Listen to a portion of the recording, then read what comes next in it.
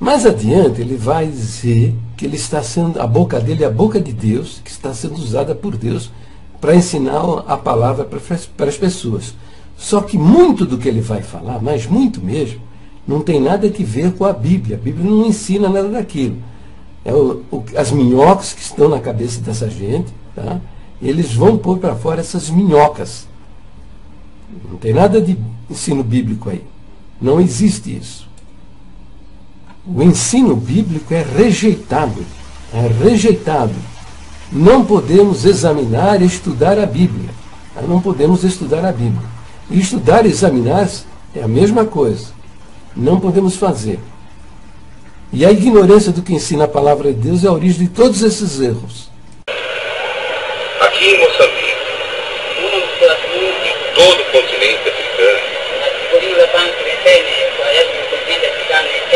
muitas pessoas estão passando para a congregação cristã em Moçambique.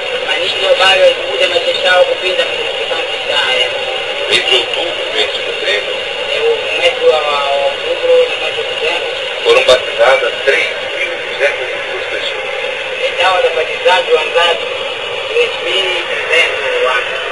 E já passamos já de 12 mil pessoas batizadas já.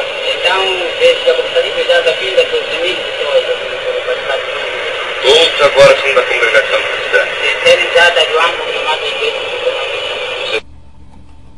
Novamente, a pregação da igreja, não se fala nada do que ensina a Bíblia.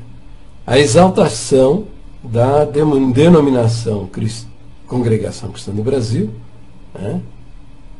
Mas nada de Bíblia, nada de ensino das Escrituras, nada da palavra de Cristo. E a função principal, mais importante de todo aquele que se propõe levar a palavra de Deus, o Evangelho, para outras nações, é falar da salvação que há em Jesus Cristo. Mas até agora ele não disse uma palavra, nem vai dizer, porque ele não sabe, muito provavelmente, esse ancião não sabe o que é Evangelho. Porque o ministro que sabe o que é Evangelho não comete estes absurdos, de maneira nenhuma.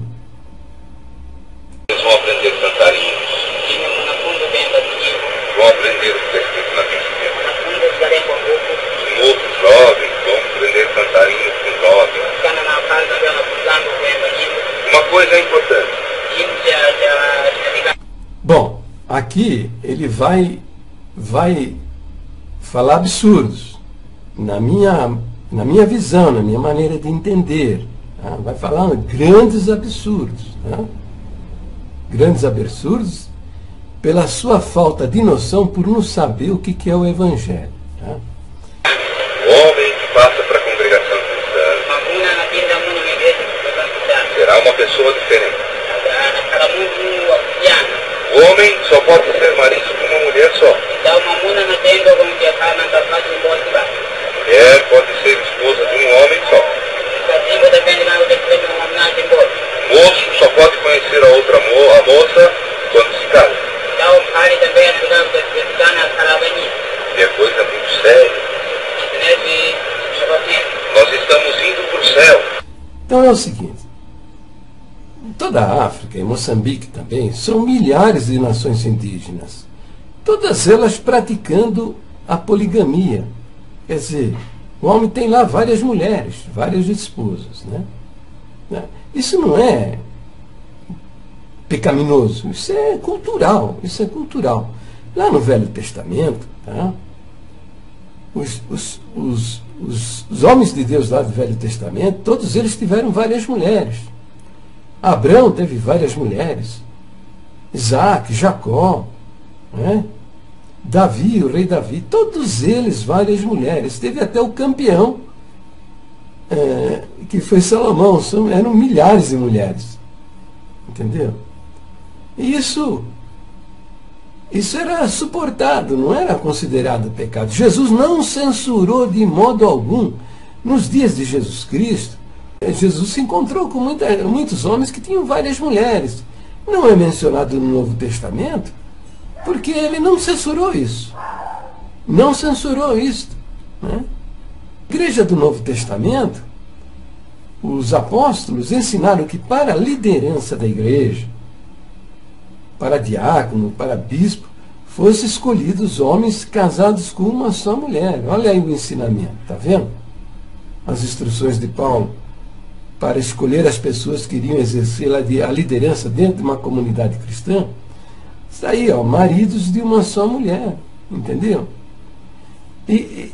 Então, através desses ensinamentos, com o tempo, mudou a cultura. Mudou a cultura. Hoje, nós praticamos o casamento monogâmico. E entendemos que isso é da vontade de Deus. Mas você não pode entrar no meio de uma sociedade pregando contra os usos e costumes da poligamia. Porque isso não é o Evangelho. Se você tiver o cuidado de escolher as lideranças certas, né, eles vão perguntar a você, mas por que só pode ser, por que fulano não pode ser um ministro, né, não pode pregar a palavra e tal? Você vai dizer, olha, para ele lá, o líder, né, que a vontade de Deus é que o ministro seja casado com uma só mulher. Mas você não vai condenar o casamento múltiplo do outro. Você vai dizer para ele que Deus orienta, e vai ler na Escritura para ele, tá? Que Deus orientou que seja marido só de uma só mulher. Então, estas coisas, com o tempo e a ação do Espírito Santo, e estes índios, lendo nas Escrituras, o ensino da palavra de Deus, é que vai mudar estas coisas. Não você com as suas imposições. Então veja, eu não sei, né? Não conheço essa gente aí, esses índios que estão aí ouvindo essa pregação desse ancião, mas muito provavelmente, com quase toda certeza, há muitos ali casados com várias mulheres. O Senhor Deus vai dar para nós uma habitação, uma morada no sol, no céu. E para morar no céu não pode morar pecador. Bom, veja bem, agora aqui ele está dizendo que o sujeito casado com 3, 4, 5 mulheres é um pecador, isso é pecado, né? É pecado. Então, todos os homens aí, lá do Velho Testamento, nos dias de Jesus também, que eram crentes convertidos, batizados com várias mulheres, né? Casados com várias mulheres, são todos pecadores. É verdade mesmo, irmão. Ele também não tem nem noção do que é o pecado. Para ele, pecado, nós não somos pecadores. Tá? O ensino é esse. Nós erramos na presença de Deus, mas nós não pecamos. Olha que maravilha. Quando a palavra de Deus diz que, Paulo diz, fiel é esta palavra e digna de toda aceitação, que Jesus Cristo veio ao mundo salvar os pecadores, dos quais eu sou o principal. Paulo se declara pecador, confessa que é pecador, e diz ainda que ele é o principal dos pecadores. João, o apóstolo João, na sua primeira carta, ele no capítulo 1, no verso 8, ele diz, se dissermos que não pecamos, mentimos, e a sua palavra não está em nós. Né? No verso 10, ele diz, se dissermos que não pecamos, fazemo-lo mentiroso, e a sua palavra não está em nós. Ao flexionar o verbo na primeira pessoa do plural, nós, nossos, né, ele está se incluindo. Ele está se incluindo. Todos os apóstolos declararam-se pecadores diante de Deus. Né? Tiago, Pedro, todos eles, várias partes e porções. Então, essa é uma condição do homem. Né? Por isso que o Senhor veio e cumpriu na cruz do Calvário toda a justiça para salvar as nossas almas. Porque nós somos pecadores e o fato de aceitarmos o Evangelho, de batizarmos, de pertencermos a uma igreja cristã, ainda continuamos pecadores, necessitados do sacrifício feito na cruz. Mas na congregação não. Nós não somos pecadores. Se você tem dúvida, você pergunta para o ancião. Diz para ele, irmão, o irmão é pecador? Você vai ver. Ele vai botar você na marca do pênalti e na primeira oportunidade vai dar um pé no traseiro. Por quê? Você está ofendendo ele. Ele não é um pecador, ele é um santo de Deus. Tá? Então ele vai dizer aí que o casamento com várias mulheres é pecado diante de Deus. quando na realidade isso é cultural. Cultural. Nós não podemos mais, então, fornicar.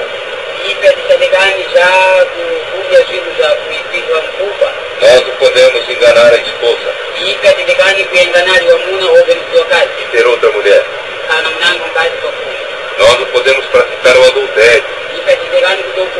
Isso é pecado diante de Deus.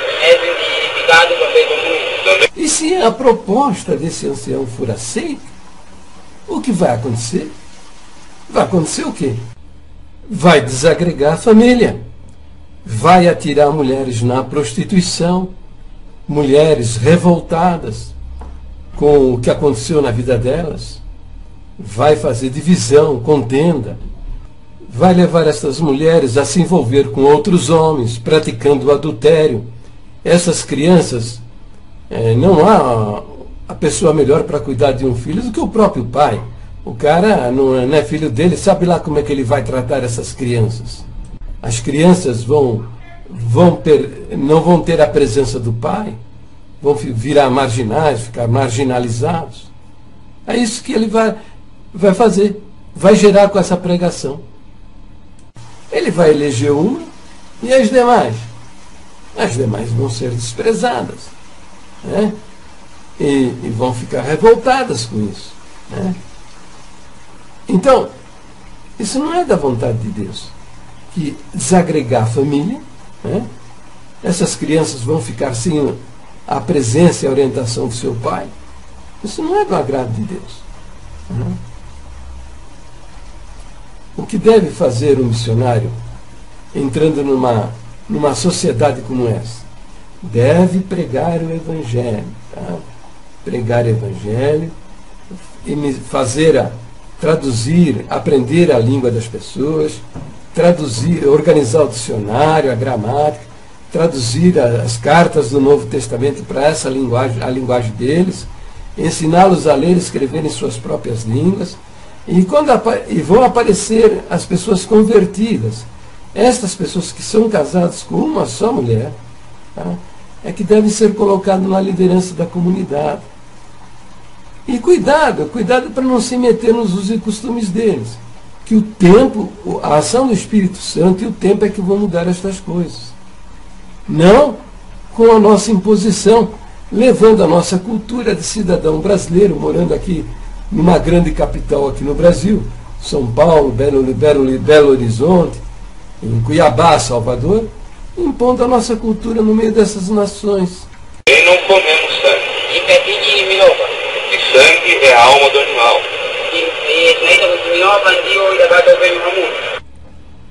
Veja aí o absurdo, veja o absurdo. Está tirando famílias, desagregando as famílias, atirando mulheres numa revolta, numa indignação, né? Os filhos destas mulheres numa revolta, numa indignação, porque vão ser separados de seus pais, seu próprio pai. Estas mulheres, provavelmente, porque depois que a mulher conhece o que é um homem, ela não consegue viver sem ele. Essas mulheres vão se envolver com outros homens, vão se atirar na prostituição, no adultério, por aí vai. Mas olha a preocupação dele. Olha a preocupação dele onde está. Está em não comer o sangue. Não comer o sangue. E não comemos sangue. E sangue é a alma do animal. Você pode implantar dentro de uma comunidade cristã, mas isso é secundário, irrelevante no meio, principalmente no seio de uma sociedade indígena onde ninguém sabe absolutamente nada. Não sabe absolutamente nada. E o ensino de Jesus a respeito disso, ele diz que o que contamina um homem não é o que entra pela boca, porque o que entra pela boca é lançado em lugar escuso, é lançado fora. O que contamina um homem é o que procede do coração. Então você comer sangue, deixar de comer sangue, é irrelevante. Mas o ensino desse homem é mortífero. É mortífero. Entendeu? Desagregar a família é uma ofensa